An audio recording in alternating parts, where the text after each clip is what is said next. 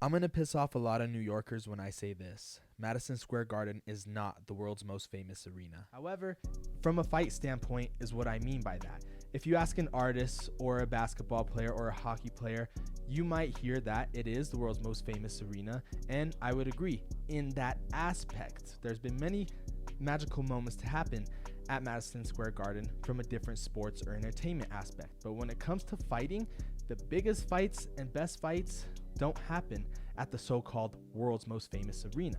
Although Muhammad Ali and Joe Frazier had 2 out of their 3 fights in Madison Square Garden, that was back in the 70s. That was when the Knicks were hot. They just were on the cusp of winning their first NBA championship. But since then, all the big fights haven't been happening there. Mike Tyson, Brooklyn's own, New York's own, he had over 60 fights. And out of his 60 fights that he had, only 2 of them took place at Madison Square Garden. So you mean to tell me that probably the most popular boxer in the 80s only had 2 fights at Madison Square Garden?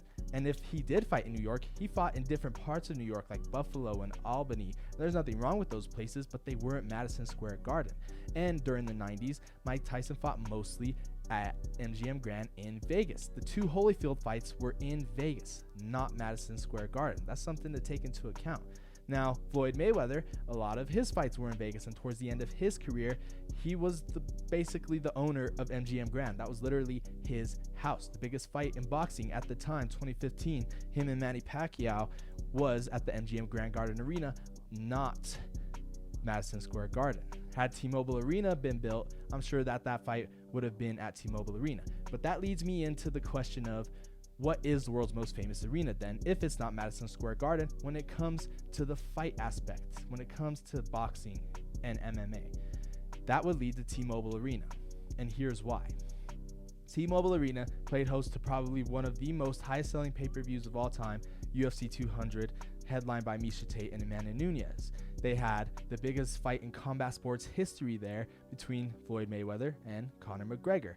And they had the biggest fight that broke pay-per-view records upon pay-per-view records between Conor McGregor and Khabib Nurmagomedov, the most highest-selling pay-per-view in UFC history. Sure, when the UFC got legalized in New York, they went and had a banger of a card with Conor McGregor becoming double champ, but they've never really recaptured the magic that first card held. Sure, they had some big stars to fill up the seats in Madison Square Garden, such as Jorge Masvidal, Israel Adesanya, George St. Pierre, but it never seemed to capture the magic that these fights in Las Vegas would.